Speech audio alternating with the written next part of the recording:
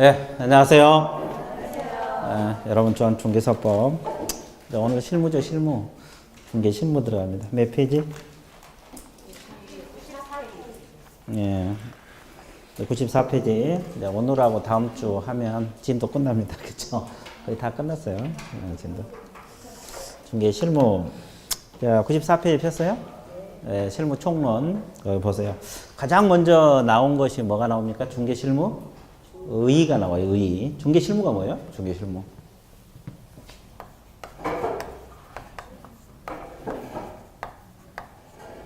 자, 뭘 중개 실무라 그럴까? 중개 실무는 크게 두 가지로 압축이 돼요. 첫 번째가 뭐냐? 중개 실무는 이제 광의도 있고 협의도 있고 그런데 우리가 보통 실무 그러면 협의를 말하거든요. 자, 좁은 의미의 중개 실무는 뭐냐? 이게 두 가지가 있어요. 두 가지가 충족이 돼야만이 중개 실무가 된다. 그렇죠? 몇 가지? 두 가지. 첫 번째가 중개와 직접 관련하여 전개되는 활동입니다. 그렇죠? 중개와 직접 관련하여 전개되는 활동. 중개와 직접 관련하여 전개되는 활동이어야 된다. 이거 하나고, 또 하나가 두 번째가 뭐가 충족이 돼야 되냐? 자, 여기서부터 여기까지만 실무가 된다. 뭐 이 충족이 돼야 돼요.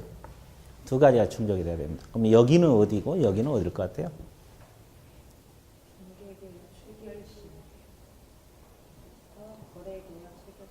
저 아주 컨닝도 잘하셔. 아주 좋어요.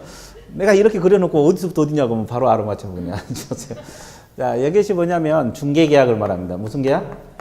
중개계약 시부터 언제까지? 거래계약 체결까지 실무다. 이때가 중개 실무가 들어갑니다. 그래서 이제 중개 실무 개념은 크게 두 가지. 중개와 직접 관련하여 전개되는 활동이어야 된다. 그 다음에 범위를 벗어나지 않아야 된다. 이 두 가지가 다 충족돼야만이 실무다. 이 말이에요. 뭔 소리인지 모르겠죠? 그럼 이제 하나씩 설명할게요. 위에 거. 그럼 중개와 직접 관련하여 전개되는 활동이다. 중개가 뭐예요? 중개가. 자, 이게 건물, 의뢰인. 자, A라는 개업공인 중개사. 자, 의뢰인이 중개 좀 해주세요. 이렇게 찾아옵니다. 이렇게 맺는 계약을 무슨 계약? 중개계약이란 말을 쓰고 있어요. 그렇죠? 그리고 상대방 찾아갖고 거래까지 성사시켜줘야 안 시켜줘요? 시켜줘요. 이걸 무슨 계약? 거래계약. 그럼 결국 뭐 언제부터, 자, 이렇게 연결해 주는 것이 뭐다? 중개다 이 말이에요. 그러니까 뭐가 관련된 것만 중개. 중개와 관련된 것만 실무다. 뭐가 관련된 것만 실무다? 중개. 그러니까 물건 소개해 준 것과 관련된 것만 실무다. 그죠? 그러면 이런 것은 중개 실무가 된가 보세요. 자, 우리가 중개업 하다가 휴업하거나 폐업할 수도 있죠. 그러면 이건 물건 소개와 직접 관련이 있어 없어? 없죠. 그러면 실무겠어요? 아니겠어요? 그건 실무가 아니야. 왜? 중개와 직접 관련이 있다 없다? 없다. 그럼 우리가 중개하기 전에 인장을 등록을 해야 돼? 안 해야 돼? 해야 되죠. 그것도 중개, 물건 소개와 직접 관련이 있어 없어? 없어. 보험 드는 것도 직접 관련이 없어. 이해됐어요? 이런 건 중개와 직접 관련이 없어. 그렇게 실무가 아니야. 그러니까 물건 소개해 준 거, 이 범위 내에 들어가야 돼요. 그러니까 물건 소개해 준 거 직접 관련된 것만 실무다. 이 뜻이고. 또 하나. 중개와 관련이 있더라도 범위를 벗어나면 안 돼. 그럼 언제부터 언제까지 실무란 거예요? 중개계약. 이때부터 언제까지?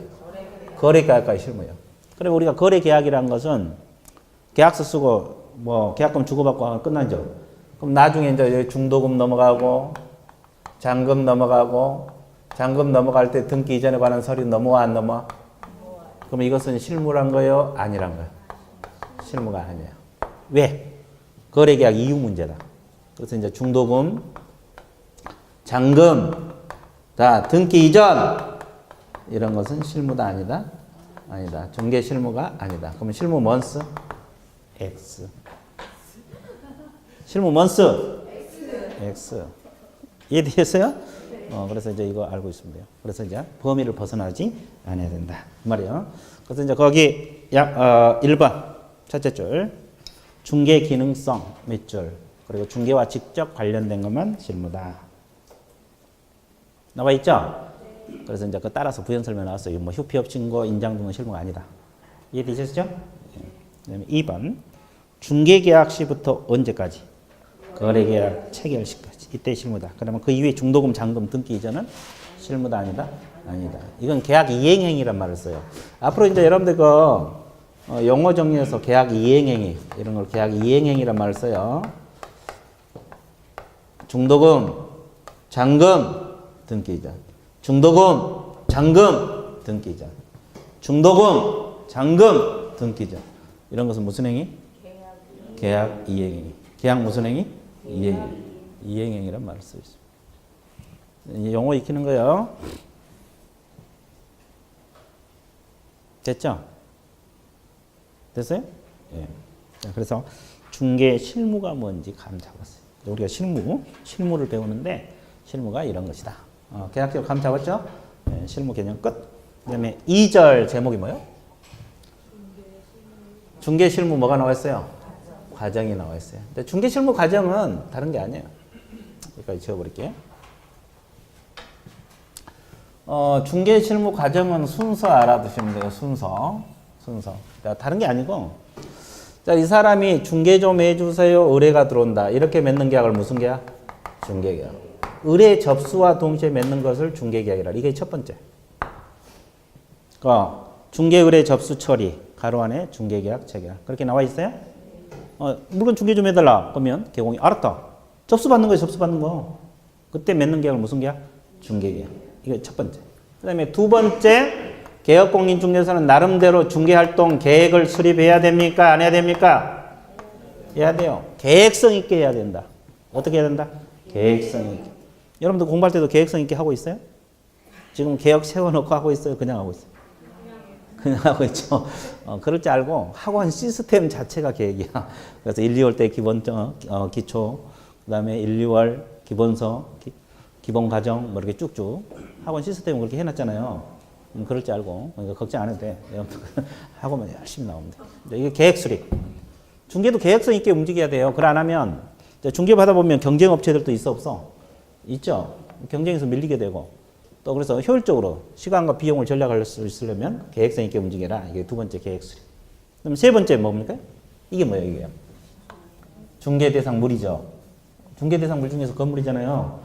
이걸 조사 확인해야 돼, 안 해야 돼? 이게 몇 번째? 세 번째입니다. 중개 대상물 조사 확인. 중개 대상물 조사 확인. 이게 몇 번째? 세 번째. 그 다음에 네 번째, 이제 이 물건 다 조사를 해서, 뭐 소재질할지, 면적이랄지, 건물 구조랄지, 건축연도 조사해서 이 사람이 설명해줘야 돼, 안 해줘야 돼? 해줘야 돼요. 그럼 이 사람이 이제 설명 듣고 바로 사고 싶은 생각이 들어? 아니에요. 그러면 이제 사도록 만들어야 돼. 사도록 만들어야 돼. 이걸 잘해야 돼. 그래 영업이 되지. 그죠? 이걸 뭐라고 표현해요? 중개활동 이렇게 표현합니다. 무슨 활동? 중개활동을 달리 표현해서 뭐라 그래요? 판매활동. 판매활동을 또 달리 표현해서 뭐란다? 중개활동을 또 달리 표현해서? 판매활동. 또 달리 표현해서? 하루 종일 두 개만 할까요? 그렇죠? 자, 중개활동, 판매활동, 영업활동, 뭐 꼬시는 행위, 뭐 이렇게 표현해요. 그렇죠? 뭘 꼬셔? 물건 사도록 꼬시는 거예요. 달리 생각하지 말고 물건 사도록 꼬시는 행위. 이게 무슨 활동? 중개활동. 이게 몇 번째? 네 번째. 그럼 이걸 잘해야 돼. 이걸 잘해야 돼. 근데 시험은 이 파트가 별로 안 나와. 나중에 영업활동 파트. 이것도 배우거든요. 어떻게 하면 영업 잘하는가. 그리고 이제 사게 따르면 마지막으로 뭐가 이루어져? 거래계약 체결. 무슨 계약 체결? 무슨 계약 체결? 무슨 계약 체결? 거래계약 체결입니다. 그래서 이제 총 몇 가지? 5가지. 그래서 중개활동, 중개계약, 계획 수립, 조사 확인, 중개활동, 거래계약 체결. 됐어요?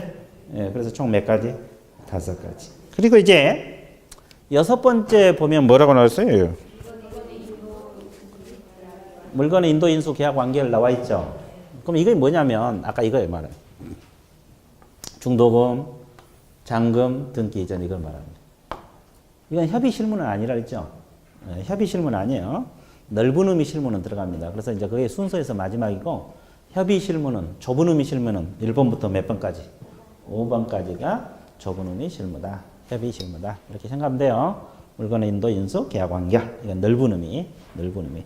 그 과정에서 마지막이 됩니다. 그래서 실무 과정은 뭐 흐름 정도 알아두시면 돼요. 중개계약, 계획 수립, 조사 확인, 중개활동, 거래계약, 체결. 이걸 우리가 하나씩 뜯어서 배우는 것이 우리가 할 일이다. 그럼 어디서부터 공부해야 돼요? 중개활동. 그래서 오른쪽 페이지 2절 보면 의뢰 및 접수 처리 그리고 맺는 계약을 무슨 계약? 중개계약. 이제 중개계약 쭉 나옵니다. 그래서 오늘 중개계약에 대해서 또 깡그리 파야죠. 깡그리 파야 됩니다. 그러면 중개계약이라는 것은 누구하고 맺는 계약을 중개계약을 해요? 의뢰인하고 개공. 이거 공부하는 거예요. 그래서 중개계약 의의부터 쭉 나옵니다. 거기에. 중개계약 의의부터 나왔는데 의의란 것은 우리가 수없이 했죠. 의뢰인하고 개공하고 맺는 계약을 무슨 계약? 중개계약. 개념 끝. 개념 끝났죠? 중개 좀 해주세요. 그럼 알았다. 승낙 떨어지면 맺는 계약을 중개계약. 그래서 이제 그 의의는 끝났고 그 다음에 중개계약은 무슨 성질? 법적 성질이 나옵니다. 무슨 성질? 법적 성질. 이거 하나씩 공부해야 돼요. 자, 중개계약은 낙성계약이면서 불효식 계약이다. 낙성이란 뜻이 뭐예요? 낙성계약이면서 불효식 계약이다. 낙성계약이면서 불효식 계약이다. 이 말이에요. 그럼 낙성이란 말은 뭡니까? 의사표시만 합치면 되면 계약이 성립. 그러니까 그 말은 무슨 말이냐면 중개 좀 해주세요. 그러고 의뢰가 들어옵니다. 그럼 알았다. 승낙 떨어지면 바로 계약 이루어진 걸 무슨 계약? 그죠? 낙성. 뭔만 합치가 되면? 의사표시 합치. 그러니까 다른 행위가 필요 없어요. 그래서 이제 중개계약은 중개 좀 해주세요. 그럼 알았다. 그러면 승낙 떨어지면 계약 성립해. 낙성계약. 이걸 낙성이라 그래요. 그러면 요식, 불효식. 불효식. 불효식이란 말은 구두를 하든 서면을 하든 방식을 요하지 않는다는 거예요. 그러니까 서면을 하든 구두를 하든 관계없어. 중개계약 맺을 때. 우리가 보통 이제 중개계약서 쓰는 경우도 있지만 안 쓰고 해도 중개계약은 이루어집니다. 그래서 낙성계약이면서 무슨 계약? 불효식. 낙성계약이면서 뭐다? 불효식. 제목만 밑줄 그으세요. 근데 여기서 이제 주의할 거 딱 하나 있어요. 주의할 거 하나 볼게요. 좀 이따 배우겠지만은 중개계약 종류 중에서 전속중개계약. 우리가 앞쪽에서 전속중개계약 맺었죠? 기억납니까? 전속중개계약을 맺으면 반드시 뭘 쓰게 돼 있어요? 전속중개계약서를 쓰게 돼 있어요. 기억나 그거? 전속중개계약을 맺으면 의무적으로 계약서 쓰라는 거 기억납니까? 그럼 이 전속중개계약은 요식 계약으로 봐야 돼요? 불효식 계약으로 봐야 돼요? 그러면 틀리다 이 말이야. 불효식이다. 그래서 내가 주의할 것은 세 번째 줄. 전속중개계약도 뭐다? 불효식 계약이다. 왜 그러냐면 법에서는 계약서를 쓰라 그랬어요. 법에서는 계약서를 쓰라 그랬어요. 안 쓰면 이 사람에게 업무정지 처분이 들어가요. 업무정지 처분이 들어가는데 구두로 전속중개계를 맺어도 계약 효력은 발생을 해. 계약 효력은 발생해. 처벌만 받는다 뿐이에요. 그러니까 이것도 역시 뭐다? 불효식. 그러니까 전속중개계약 포함입니다. 그래서 거기에 세 번째 절 전속중개계약 뭐다? 이것도 포함. 그러니까 이것도 역시 뭐다? 불효식이다. 그러니까 중개계약은 좀 이따 중개계약 종류를 배울 거예요. 일반 중개든 전속중개계든 독점중개든 다 불효식이다. 중개계약은 다 불효식. 그 다음에 두 번째 뭐라고 나왔어요? 위임유사의 뭐다? 무명계약이다. 이렇게 나왔어요. 위임 유사의 무명계약. 무명이라는 뜻이 뭐예요? 이름이 없다 이 말이에요. 그러면 왜 이름이 없다 그랬어요? 중개계약이라는 이름이 있잖아요. 우리는 지금 중개계약하고 있는데 중개계약에 이름이 있는데 왜 이름이 없다 그랬을까? 무명이란 말은 이름이 없는 계약이다. 근데 중개계약이란 지금 우리가 배우고 있잖아요. 민법에가 이름이 없다 이 말이에요. 어디가 이름이 없다? 민법. 민법에는 14가지 계약 종류가 나열되어 있어. 매매, 교환, 임대차, 뭐 이렇게. 소비대차, 사용대차, 위임, 임치, 도급, 뭐 이렇게 쭉 해서 14가지가 있어. 그 속에 중개계약이라는 이름이 있다 없다? 없다. 그래서 이걸 무명, 이걸 달리 표현해서 뭐라 그래? 비전형계약이란 말을 써요. 무명계약이면서 뭐다? 무명계약이면서 뭐다? 무명계약이면서 뭐다? 비전형계약. 전형이란 말은 민법 14가지 계약 종류가 전형계약. 민법이 없는 계약 종류가 비전형계약. 이렇게 표현합니다. 위임유사의 무슨 계약? 무명계약이면서 비전형계약이다. 뭐 그렇게 알고 있으면 돼요. 민법에 있는 것이 전형, 없는 것이 비전형. 그러면 중개계약 민법이 없으니까 비전형 맞죠? 그러죠. 위임유사라 그랬어요. 위임유사. 위임유사. 무슨 유사? 위임유사. 도금유사 그러면 또 틀려봐요. 지금 제목을 꼼꼼하게 공부하세요. 위임유사 계약. 그 다음에 또 유상계약이면서 무슨 계약이라고 했어요? 유상계약이라면서 쌍무계약. 자, 쌍무. 유상이 뭐요? 유상. 예? 대가정 출연 의무가 있는 것을 유상. 그러면 여기서 중개 좀 해달라. 알았다. 이렇게 중개계약은 서로 간에 출연 관계가 있다고 그러죠. 우리가 보수 받고 하잖아요. 일해준 대가로. 그래서 이제 출연 관계, 대가적인 출연 관계가 있는 것을 유상, 대가적인 채무 관계가 있는 것을 쌍무 그렇게 하면 돼요. 그러니까 출연 관계, 채무, 대가적인 출연 관계가 있는 것이 유상, 채무 관계가 있는 것이 쌍무. 이제 유상 쌍무 계약이요. 유상 쌍무. 반대가 무상 편무인데 여기는 유상 쌍무. 유상 계약이면서 뭐다? 쌍무. 그다음에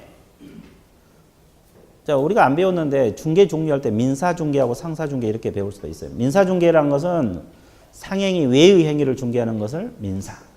상인들 간의 행위, 상행위를 중개한 걸 상사를 해요. 근데 우리 부동산 중개는 일반 상인을 대상으로 한 건 아니죠. 일반인들 대상으로 하지. 그래서 여기는 무슨 중개에 들어가요?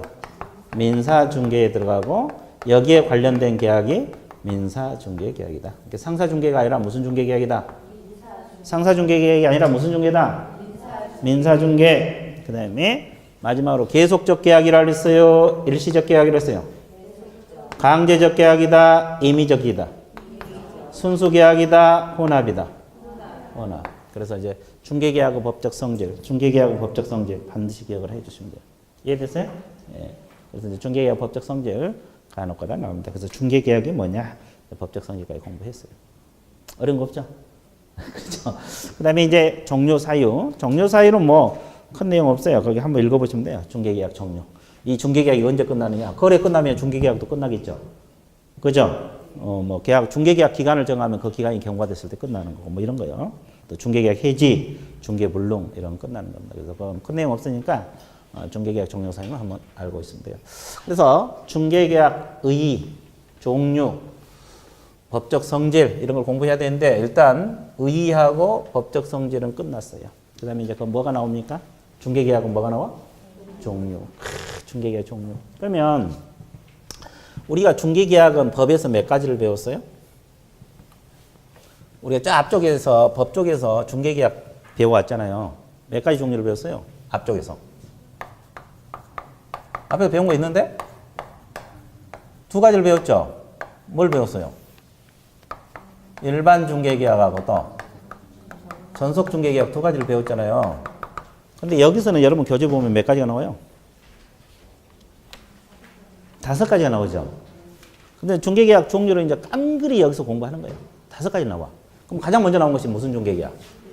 이건 법에서도 배웠어요. 그 다음에 두 번째가 나온 것이 독점 중개계약. 세 번째가 나온 것이 전속 중개계약. 네 번째가 나온 것이 공동 중개계약. 5번째 나온 것이 순가 중개계약. 그러면 중개계약 종류가 일반 중개계약도 있고 독점 중개계약도 있고 전속 중개계약도 있고 공동 중개계약도 순가 중개계약 몇 가지? 5가지. 법에서는 몇 가지 배웠어요? 2가지. 오늘은 다 배웠다. 그럼 이제 뭐 개념하고 특징 이걸 공부하는 거 우리가 할 일이다. 자, 그럼 일반 중개계약 의의가 뭐요? 이제 법에서 했으니까 의의. 자, 이것은 갑이라는 사람이 의뢰인이 A 개공에게 의뢰하고 자, B 개공에게 의뢰해도 계약 위반이다? 아니다? 아니다. 그럼 여기서 누가 보수를 받습니까? 거래를 성사시켰습니다. 그럼 B가 성사시켰다면 누가? B가 보수를 받아요. 그럼 A하고 A는 보수 받아 못 받아? 못 받아. 이것이 무슨 형태? 일반 중개 형태. 그러니까 여러 개공에게 의뢰하되 거래를 성사시킨 개공만 보수를 받는다. 우리가 앞에서도 한번 했죠. 아, 했어 안 했어? 했어. 그럼 이건 또 C에게 의뢰로도 계약 위반이 아니에요. 아니에요. 이거 아니에요. 그러니까 결론적으로 뭐냐면 여러 개공에게 의뢰하되 가장 거래를 성사시키는 개공만 보수를 받는다. 이것이 무슨 중개? 그러면 여러분들 물건 내놓을 때 여러 중개업소에 내놓은 경우 많죠. 뭐 A 중개업소, B 중개업소, C 중개업소 막 내놓잖아요. 빨리 거래 성사시키기 위해서. 이제 이게 일반 중개 개념 끝. 그럼 특징이 뭐냐? 우리나라에서 가장 많이 이용한다는 거. 우리나라에서 뭐다? 가장 많이 이용한다. 이게 일반 중개예요. 일반 중개. 공동 중개 아니에요. 과거 시험에 우리나라에서 가장 많이 이용한 것은 공동 중개다 이렇게 출제된 바 있어. 이건 틀려. 물론 공동 중개도 많이 하고 있죠. 그런데 아직까지는 가장 많이 이용한 건 뭐다? 일반. 그다음에 일반 중개 계약을 맺으면 보통 계약서를 써요, 구두를 해요. 거의 다 구두를 하고 있어요. 그러니까 여러분들 보통 중개 계약서는 안 쓰잖아요. 거래 계약서를 쓰는 거지. 그러다 보니까 분쟁이 많다, 적다. 분쟁이 많아요. 왜? 계약 내용이 명확하지 않아. 분쟁이 많다는 거. 뭐가 많다? 분쟁이 많다. 이게 특징. 동그라미 2번 두 번째 밑 적으세요. 그 다음에 A하고 C는 열심히 일을 했는데 B가 딱 거래를 성사시켰어. 그러면 누구만 보수를 받아? B만. 그렇죠? 그러니까 A하고 C는 열심히 일을 했는데 보수가 확보되지 않죠. 그러니까 책임의식이 없어, 개공들이. 일반 중에는 책임의식이 없고. 그러면 여기가 책임의식이 없으면 여기는 책임 서비스를 제공받기 쉽다, 어렵다? 없다. 그래서 이제 책임의식이 없다는 거. 의뢰인 쪽에서는 책임 서비스를 제공받기 쉽다, 어렵다? 어렵다. 그래서 동그라미 3번 두 번째 줄. 그 다음에 마지막으로 자, 의뢰인하고 개공에게 양자 모두 유리하다 그랬어요? 불리하다 그랬어요? 불리하다. 그럼 개공은 왜 불리하대? 보수가 확보돼야 안 돼? 안 돼. 그래서 불리. 여기는 책임 서비스를 받아 못 받아? 못 받아. 그래서 양쪽이 불리한 것이 일반. 근데 관행상 우리나라에서 가장 많이 이용한다, 적게 이용한다? 많이. 이것이 일반 특징. 그래서 그 특징 1, 2, 3, 4 나와 있어요? 예, 가볍게 한번 봐주시면 되겠어요. 나와 있죠? 예. 그래서 여러분들이 알아두시면 되겠고, 그럼 일반 중개계약 개념 끝, 특징 끝. 그 다음에 두 번째 뭐가 나와요? 덕점. 덕점하고 전속은 비교를 해서 공부를 하면 돼. 비교를 해서. 딱 비교를 해서 해야 돼. 이제 개념 비교가 더 중요해요. 특징보다는. 그럼 덕점 뭐예요? 덕점. 이 덕점이란 말은 말 그대로 뭐 개념 안 배우더라도 몇 사람이 맡기는 걸 덕점이겠어요? 한 사람. 이 덕점 중개 계약이란 말을 쓰고 있어요. 그러면 전속은 몇 사람이 맡기는 거예요? 여러 사람이 맡는 게 전속이에요? 이것도 한 사람이에요. 그럼 이 개념을 구별할 줄 알아야 돼, 몰라야 돼? 알아야 되죠. 그러니까 이 덕점도 몇 사람, 전속도 몇 사람. 그래서 이 특징보다는 개념을 먼저 알아야 돼요. 개념이 중요해요. 개념. 덕점도 한 사람, 전속도 한 사람. 근데 우리가 법에서는 둘 중에서 뭐만 배웠어? 전속만 배웠어요. 법에 규정된 건 전속만 있어. 덕점은 법에 규정되어 있지 않아. 그럼 여기 실무 쪽에서 배우는 거예요. 그죠? 그럼 개념 구별할 줄 알아야 돼, 몰라야 돼? 알아야 돼. 그러면 잘 보세요. 갑이 A에게 의뢰를 해서 덕점을 맺었어. 근데 이 사람이 계약 위반을 하고 B에게 의뢰를 했네. 근데 B가 거래를 성사시켜버렸네. 거래를 성사시켰어요. 그러면 B는 당연히 보수를 받아, 못 받아? 받죠. 됐죠? 이거. 그러면 A는 어떻게 해요? 자기하고 덕점을 맺었는데 B가 거래를 성사시켜본 거 아니에요. 그러면 A는 보수 청구할 수 있겠어요, 없겠어요? 계약 위반으로 청구할 수 있어요. 이게 말이 보수지, 위약금이 위약금. 보수를 청구할 수 있다, 없다? 있어요. 이제 이게 말이 보수지, 위약금이라고. 그러면 전속 보수지, 전속. 전속은 이제 복수하는 거 우리가 배웠으니까. 그럼 이 사람이 맡겼는데 B에게 의뢰를 해요. 근데 B가 거래를 성사시켜버렸네, 여기도. 그럼 B는 당연히 보수를 받을 수 있어, 없어? 법에서 받을 수 있다 그랬죠. 그러면 A 개공이 갑에게 위약금조로 위약금 청구할 수 있다 그랬어요? 없다 그랬어요? 있다 그랬죠? 그거 기억나? 얼마를 청구한다고 기억나? 50%?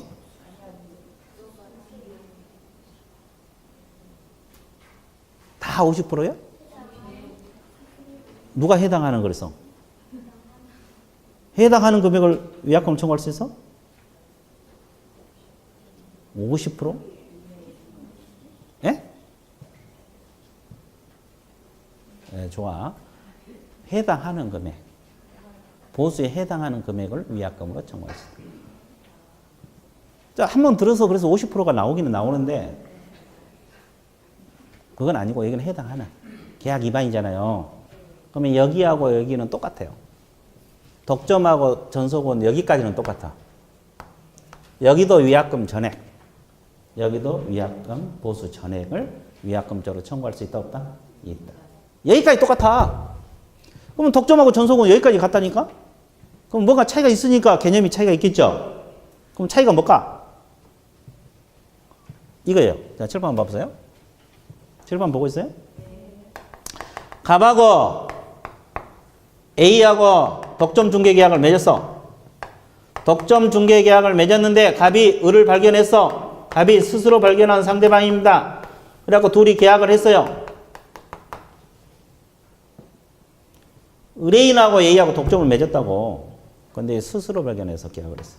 그럼 이때 보수 청구해서 받아낼 수 있어요? 없어요?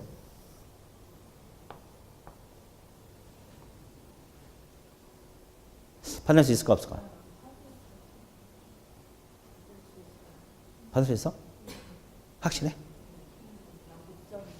아, 덕점이니까. 아, 덕점이니까 보수를 청구해서 받아낼 수 있다. 있어요. 그 이유는 덕점이니까. 그럼 덕점은 뭐요? 자, 하여튼 자기들끼리 만나서 계약을 하든 개공 소개를 하든 거래만 뭐가 되면 성사되면 무조건 보수가 확보돼. 그러면 개공에게 유리해, 불리해? 보수 측면에서 가장 유리한 게 덕점이야. 이것은 우리나라에서 거의 없어. 그럼 주로 어디서 하고 있어? 미국. 미국 협회에서 권장하고 있어요. 우리나라에서는 독점 있는지조차도 몰라. 근데 그럼 우리나라에서 인정되겠어요? 안 되겠어요? 이거? 됩니다. 다 돼. 계약 자유 원칙상. 법에는 규정이 없지만 계약 자유 원칙상 인정이 된다고. 여러분 나 중개할 때 의뢰인이 찾아오잖아요. 그럼 독점 중개 계약 맺자고 이야기해봐. 그럼 의뢰인은 독점이 뭔지 모를 거 아니에요. 열심히 설명해봐. 그러면 저런 거 설명하면 나 안 맺어 그럴 거예요. 하여튼 계약 자유 원칙상 가능하다 불가능하다? 가능하다. 이게 독점이야. 그럼 독점은 결국은 다른 개공이 거래하든 자기들끼리 만나서 거래하든 보수가 확보된다 안 된다? 개공의 보수가 확보돼. 그럼 개공에게 유리하다 불리하다? 가장 유리한 게 독점. 그럼 전속은 한번 보세요. 전속 이거 배웠잖아요. 갑하고 자 A하고 둘이 전속 중개 계약을 맺었어요? 안 맺었어요? 맺었죠? 갑이 을을 발견했어요. 어디에서 발견했어요? 길 가다 만났어요. 그렇죠? 아주 좋았어요. 그럼 이때는 보수 청구해서 받아낼 수 있을까? 없을까?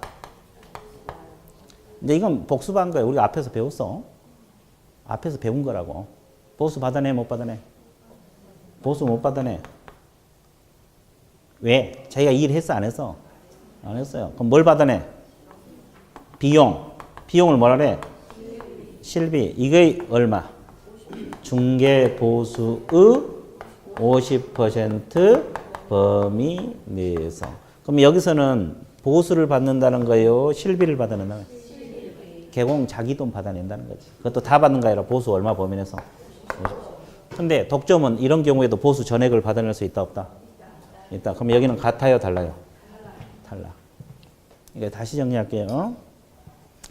독점하고 전속은 여기까지는 같아. 한 사람에 맡겨갖고 다른 개공이 의뢰했을 때 보수 지급한 건 같는데 어디서 차이가 있는 거예요? 스스로 발견한 상대방을 계약했을 때 차이가 있다는 거. 그렇죠? 예, 그러니까 이 독점은 무조건 보수 전액. 스스로 발견한 상대방과 계약을 해더라도. 됐어요? 전속은 스스로 발견하면 실비만. 실비도 다 받는 거 아니라 보수 얼마 범위 내에서? 50% 범위 내에서. 자, 그렇게 딱 정리해 놓으면 돼요. 그래서 이제 개념이 중요해요. 독점하고 전속은 특징이야. 뭐 한번 읽어보면 되는 거고 개념이 중요하다고. 뭐가 중요하다? 개념. 왜? 둘 다 몇 사람? 한 사람. 그래서 개념이 중요합니다. 절대 흔들리면 안 된다. 흔들면 안 된다고. 됐어요? 자, 그러면 밑줄. 독점 중개의 의 한번 보세요. 의. 밑줄 글 안 되면 보세요. 내가 읽어갈 테니까. 특정 개공에게 독점적으로 의뢰를 함으로써 중개계약이 체결되면 누가 거래를, 자, 누가부터 밑줄 보세요. 누가 거래를 성사시켰는지 불문하고, 이게 핵심. 누가 거래를 성사시켰는지 불문하고, 누가 거래를 성사시켰는지 불문하고, 이건 몇 사람이 맞겠다? 한 사람. 그러면 거기 보면은 독점은 다른 개공이 거래하든 자기들끼리 만나서 거래하든 보수가 확보된다 안 된다? 된다. 그 말에 보수를 지불하기에는 중개계약 형태. 그 지문이 아주 중요하고 그 특징 누구에게 가장 유리하다 그랬어요? 개공. 개공 동그라미. 2번 어디에서 권장하고 있어요? 미국 협회. NAR의 협회입니다. 거기서 권장하고 있고 그 다음에 동그라미 3번 자, 개공은 의욕적으로 중개되는 조사, 확인, 적극적 광고 활동, 다른 개공과 긴밀히 협조해서 중개업부 기업화, 중개업부 기업화 동그라미. 중개업부 기업화, 중개업부 기업화를 촉진할 수 있다. 기업화! 그렇죠. 동그라미 쳤어요? 그런데 4번에 단점이 있어. 뭐가 단점이에요? 유능한 중개업자 선생님이 곤란하고 정보를 뭐 하지 않으면 독점 공개하지 않으면 계약 기간 동안 무슨 낭비? 왜 그래 왜? 독점은 몇 사람이 맡겠어요? 근데 이 사람이 능력이 없거나 그렇죠? 또 정보를 독점으로 공개하지 않으면서 계약이 안 이루어지면 시간이 낭비될 우려가 있다 없다? 있다. 근데 일반 같으면 A 개공이 못하면 누가 해? B 개공. B가 못하면 C. 그래. 그런데 그런 장점이 있는데 이건 이 사람이 능력이 없거나 그러버리면 거래가 안 이루어져. 그러면 시간 낭비가 될 우려가 있다 없다? 있다. 그래서 이제 장단점이 다 있습니다. 자, TP 넘기세요. 독점 끝. 자, 전속은 아까 이야기했죠. 비교했는데 의 한번 보세요. 의뢰인 특정한 개공의 1인에게 중개에 관한 독점적 권한을 부여하고 계약 기간 내 거래가 성사되면 보수를 지급하나. 자, 거기서부터 밑줄 보세요. 의뢰인이 스스로 발견한 상대방과 계약을 성립시킨 경우는 보수를 지급할 의무가 없는 형태의 중개계약이다. 그렇게 나와 있어 안 나와 있어? 그러면 여기서 보수를 한 것은 중개 보수를 지급할 의무가 없다 그랬죠? 그럼 무엇은 지급해야 돼? 그래. 그 밑에다가 보수 지급 없다 밑에다가 실비 지급 오. 실비는 지급합니다. 다 지급한 건 아니지만 실비는 지급한다. 실비는 지급한다. 실비는 지급한다. 됐어요? 아주 좋았어요. 그거. 실비는 지급합니다. 그 다음에, 이제 그 특징은 1번, 우리 중개사법의 명문 규정을 두고 있다. 그 지문이 있어, 없어요? 있죠. 그러면 우리 법의 명문화 규정에 되어 있는 것은 이 5가지 중에서 어떤 거? 이거 우리 중개사법 명문.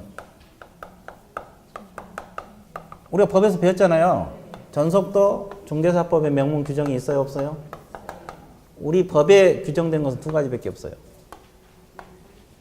지금 독점은 배우고 있지만 이건 법에 규정이 한 게 아니라 실무에서 지금 배우고 있잖아요. 앞쪽 법은 우리가 이 앞쪽까지 끝났잖아요. 법에 규정된 것은 몇 가지? 2가지. 이런 것은 배우고 있지만은 법에 규정된 건 아니야. 법에 규정된 건 아니고 우리 법에 명문화되어 있는 것은 일반하고 전속. 일반하고 뭐다? 전속. 일반하고 뭐다? 전속.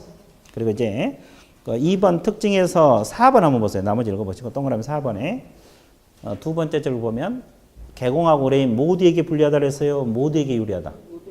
거기 동그라미. 아까 모두에게 불리한 것은 뭐라 그랬어요?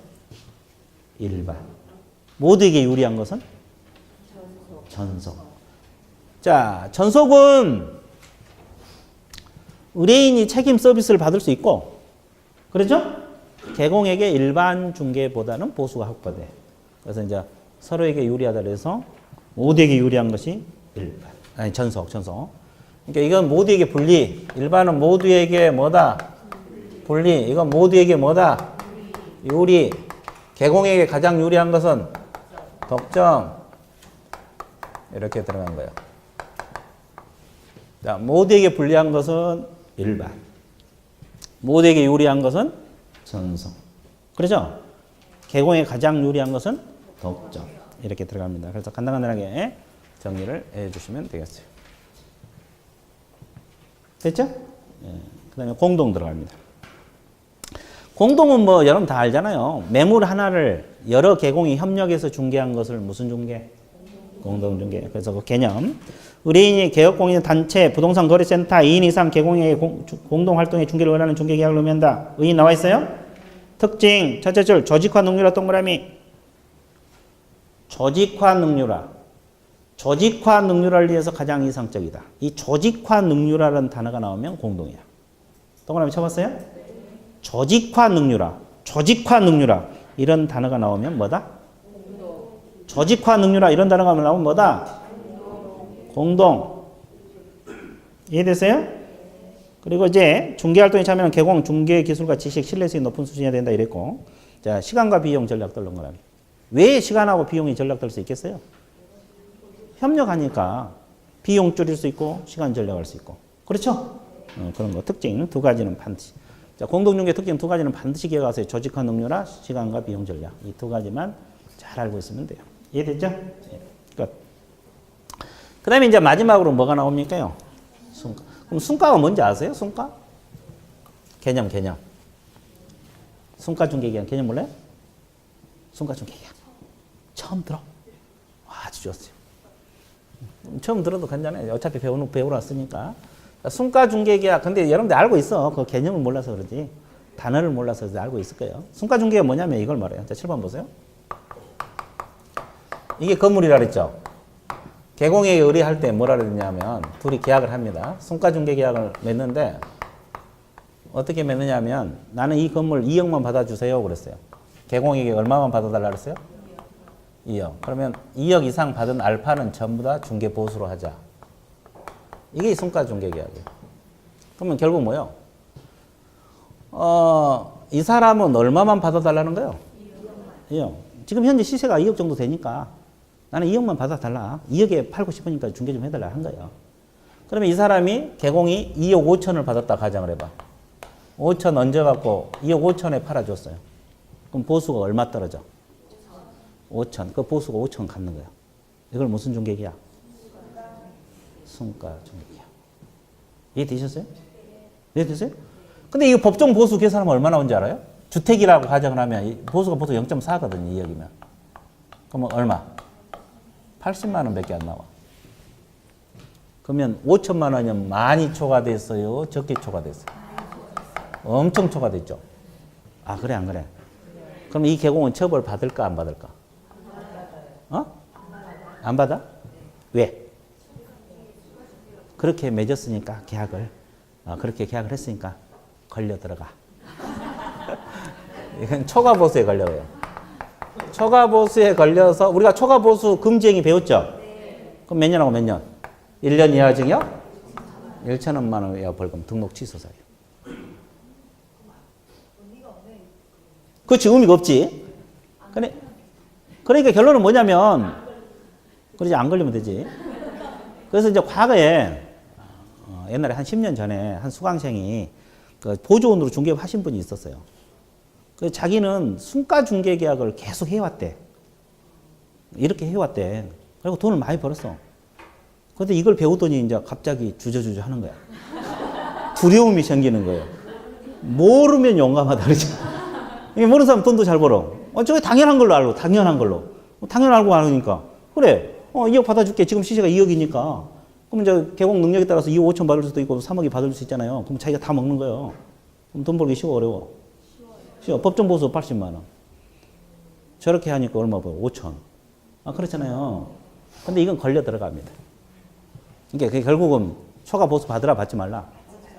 받지 말라. 모르고 하면 용감해. 알면 이제 겁나서 못해. 됐어요? 근데 이거 봐봐. 그러면 하나 더. 칠판 보고 있어요? 근데 알파가, 자, 70만 원 밖에 안 돼. 2억 70만 원 받고 팔아줬어요. 그럼 보수 얼마 떨어져? 70만 원 떨어지잖아요. 그럼 법정 보수가 얼마?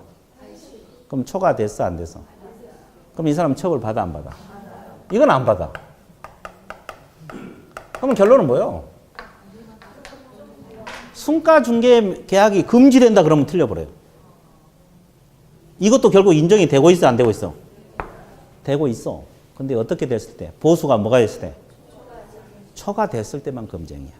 그래서 나는 이걸 그래서 상대적 금지란 말을 써요. 뭐가 됐을 때만 금지한다? 초과됐을 때. 이건 냈다 다 인정이 돼. 우리 법에 규정은 없지만 이건 다 인정되는 것들이고, 이 순가는 상대적 금지. 인정은 되고 있는데 보수가 뭐가 됐을 때? 초과됐을 때만 금지된다. 그러니까 순가 중개계약 맺는 것 자체가 금지행위다. 그럼 틀려버려요. 이해되셨어요? 왜 그러냐면 이것이 내가 이야기해 줄게. 옛날에 11회 때. 여러분들 11회 시험 안 봤죠? 그렇죠? 벌써 몇 년 전이요? 15년, 16년 전인데 11회, 15년 전이네. 11회 때가 이거 출제가 됐거든요. 순가 중에. 그 당시에는 이건 무조건 금지된다 이렇게 배웠어. 가르치는 사람도 그렇게 가르쳤고, 가르치는 사람도 순가 중개가 금지된다 이렇게 가르쳤고, 출제자도 시험 출제자도 금지된다고 이렇게 출제가 됐어. 아 진짜요. 그래갖고 다 이거 맞췄지. 그 금지된다고 생각을 하고 문제를 풀었지. 근데 그 중에서 떨어진 사람이 한 명 있었어요. 몇 문제 한 문제. 전 과목으로 한 문제가 부족해. 근데 이걸 걸고 넘어진 거야. 이걸 갖고 이제 소송을 걸어냈어. 소송을 걸었어. 행정소송을 걸었는데 결국 변호사하고 했죠. 근데 순가 중개 계약이 금지된 건 아니다. 우리 법에서 순가 중개 계약 하지 말라는 규정이 없다. 그래갖고 승소 판결을 받아냈어. 이겼어, 이겨. 그래갖고 그 불합격 됐다가 불합격 취소 판결을 받은 거야. 그러니까 불합격 취소니까 합격이지 이제. 그 사람 그 한 문제 그래갖고 합격이 되고 나갔어. 그 이후로부터는 순가는 금지된다 그렇게 안 가르쳐. 순가는 인정이 되는데 뭐가 됐을 때? 초과됐을 때. 왜? 우리 법에서 순가 중개계약 금지한다 그런 규정이 없었잖아. 지금 배워왔지만 없었죠. 그럼 보수 초과받지 말라 이런 건 있었죠. 그거 때문에. 그래갖고 그 사람이 한 문제 때문에 11회 때 소송 걸었고 그때 그 불합격 취소. 불합격 취소니까 합격이잖아요. 그리고 합격하고 들어갔다니까. 그렇죠, 그렇죠, 그렇죠. 대단하죠. 보통 사람 뭐 생각이나 하겠어? 그러고 그냥 포기하고 말지. 네, 그렇죠. 그리고 또 소송 걸리면 오래 걸리잖아요. 보통 한 6개월에서 1년씩 걸리니까. 그런 사람도 있었어요. 그때 판례가 한번 나온 대로 뭐 이제 순가는 무조건 금지된 게 아니에요. 뭐가 됐을 때? 초과됐을 때. 그렇게 알아볼 수 있습니다. 그래서 그 개념의 여러분들 한번 읽어보시고, 그 특징은 1번하고 4번만 척하세요. 보수가 불합리하게 과다해지기 쉽다는 말 있어요? 그 말하고, 그 다음에 4번. 공인중개사법에서 법정 보수를 초과해 수령은 금지행위해야 된다. 초과하였던 거라며. 초과하여 수령했을 때만 금지행위. 단, 두 번째. 보수가 법정 한도를 초과하지 않았다면 당연히 위법이라고 할 수 있다, 없다? 없다. 그 질문이 있어요, 없어요? 있어요. 그래서 이제 중개계약 끝났어. 되게 쉽죠? 이제 중개계약 의 법적 성질을 배웠어요. 그리고 종류까지. 종류는 몇 가지? 일반 중개계약 또 독점 또 있습니까? 어려운 건 없어요. 시험만 나오면 맞춰만 주면 돼요. 어려운 건 없습니다. 중개계약 종류 끝. 그 다음에 뒷페이지 이제 뭐가 나와요? 조사 확인. 이 파트가 실무에서 이제 가장 중요 파트 중에 하나입니다. 물건 조사를 잘해야 돼, 잘못해야 돼? 그래서 중요할 수밖에 없죠. 자, 이 사람이 A 계공 자주 와서 중개 좀 해줘주세요. 우리가 들어오면 맺는 계약을 무슨 계약? 중개계약. 나름대로 계획 수립하죠. 그 다음에 세 번째가 아까 뭐라 그랬어요? 이 물건을 뭐 한다? 조사 확인. 지금 이 단원이 조사 확인 파트예요. 조사 확인. 그러면 여태 우리가 중개계약 맺고 두 번째가 계획 수립이었죠. 계획 수립. 계획 수립 있었잖아요. 그럼 왜 이건 실무에서 안 배워? 실무에서 안 배우잖아요. 바로 지금 3장으로 넘어온 거잖아요. 조사 확인도 바로 넘어가죠. 이건 알아서 계획 세우라고. 이것까지 가르쳐 주지는 않아. 실무에서. 이것까지 가르쳐 주지는 않는다고. 계획 세운 것까지 가르쳐 주지 않는다고. 그렇죠? 그래서 이제 이건 알아서 할 거고, 조사 확인을 들어갑니다. 그래서 조사 확인 파트 그 별표 보세요. 출제 빈도 그래갖고 위에 별표가 많아요, 적어요? 많죠. 이 파트가 실무에서는 중요합니다. 그렇다고 내용이 어려운 건 아니에요. 네, 그래도 다른 과목하고 연계된 내용들이 많고 공법 또는 공시법, 지적법 다 연계된 내용들이 많아요. 그렇죠? 그러니까 결국 실무를 잘하려면 다른 과목도 같이 잘해야 돼. 그러면 실무 점수 같이 올라갑니다. 그래서 이제 조사 확인에서 조사 확인 방법 나옵니다. 자, 조사 방법은 크게 세 가지. 의뢰인을 통해서 조사하는 방법, 의뢰인을 통한 조사 방법. 그 다음에 두 번째가 뭐가 있어요? 공부상 조사 방법. 그 다음에 세 번째가 뭐가 있어요? 현장 조사. 그게 몇 가지? 세 가지. 첫 번째가 의뢰인을 통한 조사 방법. 두 번째가, 세 번째가. 그럼 의뢰인을 통한 조사 방법은 뭐예요? 직접 의뢰인에게 뭐 한다? 물어봐서 조사한다. 그러면 의뢰인들은 우리가 앞에서 배울 때 여기다 상태 관련 자료 요구사항 기억나? 자료 요구에서 물어본 거. 벽, 수, 돈 아니고 일. 병명 균열이 있냐, 도색 도배 필요하냐. 기억나? 일조소음 있냐. 뭐 이런 거 물어보죠. 물어봐서 조사하는 거예요. 그럼 이 벽수일도 이 사람이 설명해 줘야 돼, 안 해줘야 돼? 해줘야 돼. 그러니까 물어봐서. 의뢰인이 잘 알 거 아니에요. 그래서 이제 이런 방법이 있다는 정도만 알면 돼. 이것은 뭐 크게 공부할 건 없어요. 의뢰인이 물어봐서 조사하면 제목만 밑줄 보세요. 의뢰인을 통한 조사 확인 방법. 제목만 밑줄 그어놓으면 돼. 의뢰인을 통해서 조사 확인 방법. 의뢰인. 그리고 이제 굳이 밑줄 그으려면 첫째 줄, 두 번째 줄. 두 번째 줄 상태 관련 자료를 직접 요구해서 조사할 수 있다 없다? 있다. 이게 이제 우리 법에 명문화되어 있다는 거. 그 정도만. 됐죠? 됐죠? 네. 그 다음에 이제 두 번째 무슨 조사? 공부사. 공부사항이라는 뜻이 뭐예요? 장부. 그렇죠? 장부 뒤집어서. 그러면 공부사항 조사에서 가장 먼저 나온 것이 중개대상물을 기본적 사항 조사. 자, 기본적 사항이 뭐겠어요, 여러분들? 자, 기본적 사항이라는 것이 뭐냐면 소재지, 지목, 면적, 구조, 뭐 건축 연도 이런 걸 말해. 그러면 토지는 뭘 떼어보면 나오겠어요? 토지대장 또는 임야대장. 건물은 건축물 대장. 대장을 통해서 조사합니다. 대장. 기본적 사항, 대장. 그래서 이제 거기 나와 있어요. 첫째 줄, 두 번째 밑줄 보세요. 기본적인 지적 공부하고 건축물 대장으로 확인한다. 지적 공부가 바로 대표적인 지적 공부 종류 중에 하나가 토지 대장입니다.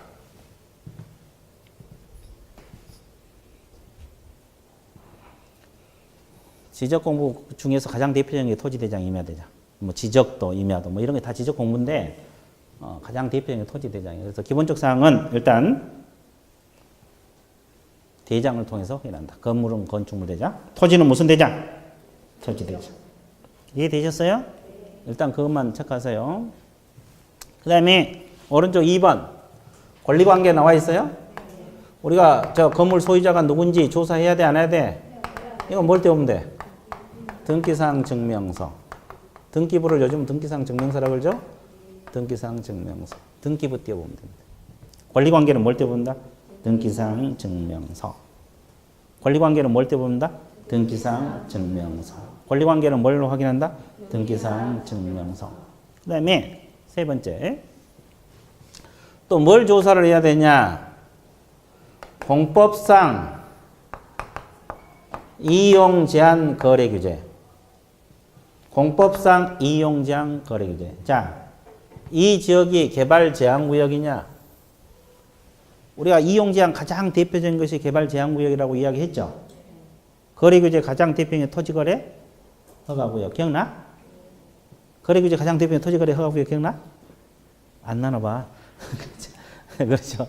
자, 거래 규제도 많고 이용 제한도 많아.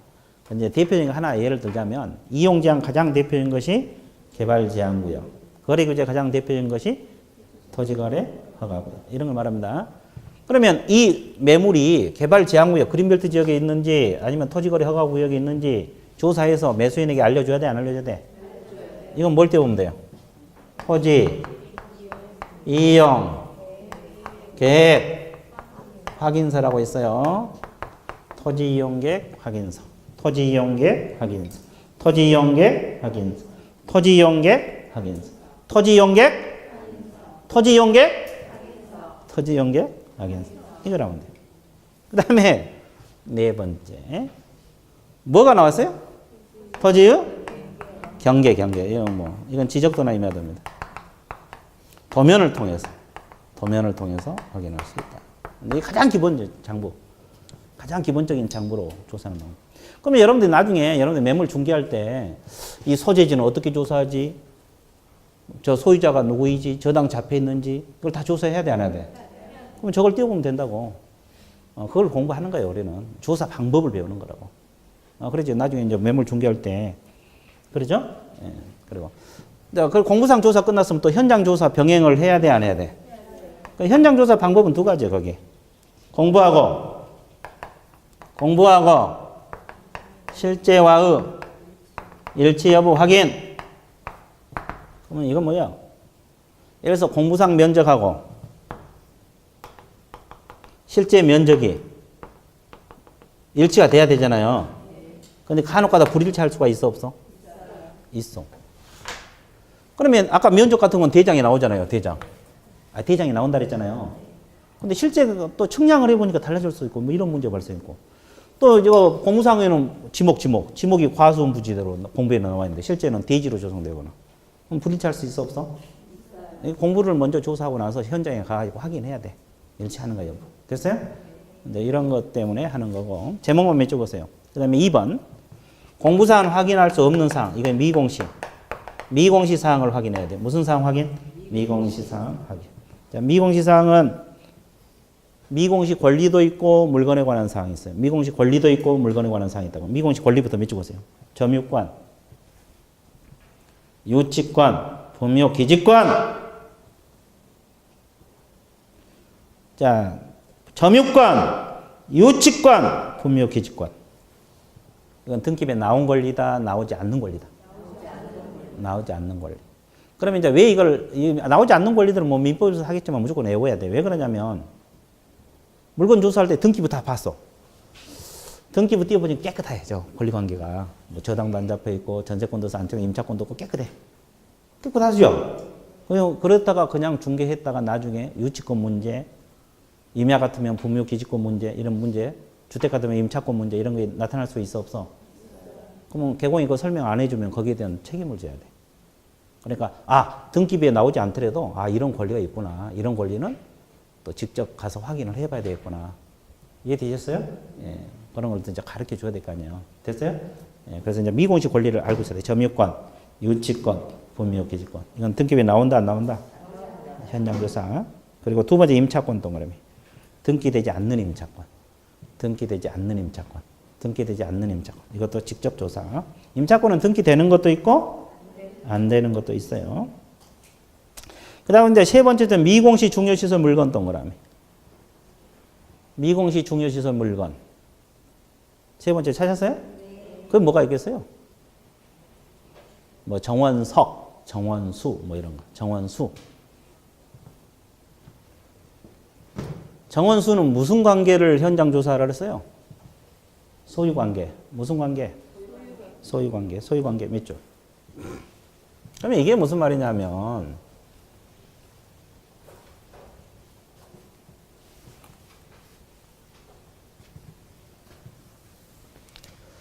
이 건물에 이제 건물을 사고 팔았거든요. 이렇게 중개를 해줬는데 여기가 정원수가 있어요. 뜰에가 정원수. 이게 값이 꽤 나가. 이 건물을 뭐 2억에 사고 팔았는데 이 정원수 값만 500만 원이 돼. 아주 좋아. 그렇잖아요. 그렇죠? 그럼 매도인은 나는 이 건물만 2억에 팔았지 정원수는 팔지 않았다. 이렇게 주장할 수가 있죠. 그럼 매수인은 당연히 다른 걸로 알 수 있겠죠. 그래 안 그래? 정원수까지 포함해서 나는 2억에 산 거다. 그럼 나중에 분쟁이 일어날 수가 있어, 없어? 이 문제가 발생할 수 있다고. 그럼 개공을 할 일은 이 정원수까지 포함해서 2억인지 정원수 빼고 건물 자체만 2억인지 조사해서 이 사람에게 설명해야 돼, 안 해야 돼? 그래. 이건 뭐 장부에 나오겠어? 안 나오지. 그러니까 직접 가서 소유관계란 말이 그 말이야. 그러니까 이 정원수 이 소유관계, 미공시 중개시설 물건 소유관계를 가서 직접 조사를 해야 돼요. 그러니까 매도인에게 물어봐서 포함해서 2억인지 빼고 2억인지를 조사해서 이 사람이 설명해 줘야 된다고. 그래 안 하면 나중에 나는 이 정원수가 예뻐서 저 건물 사실 산 건데 저 500만 원 더 달라고 하면 나는 못 주겠다. 그러면 둘이 또 치고받고 피 터지게 싸울 수가 있어 없어? 있어. 그러니까 직접 가서 확인. 그 말이에요. 중요시설 물건. 중요시설 물건은 이게 하나 예를 든 거고 뭐 건물 같으면 조명시설 있잖아요. 그 고가 조명시설도 별도로 확인해야 돼. 아니, 고가가 아니면 그냥 당연히 따라가는 거잖아요. 아주 고가인 경우는 그런 것도 또 문제가 발생할 수 있으니까. 이해되셨어요? 이것이 이제 중요시설 물건이다. 그래서 여기까지 조사가 끝났어요. 계략적인 조사 방법 끝났어요. 자, 여기까지 끝나다 보니까 어느덧 1시간이 흘렀어, 안 흘렀어? 그럼 이걸 기념해서 어떻게? 쉬어야 되고. 근데 너무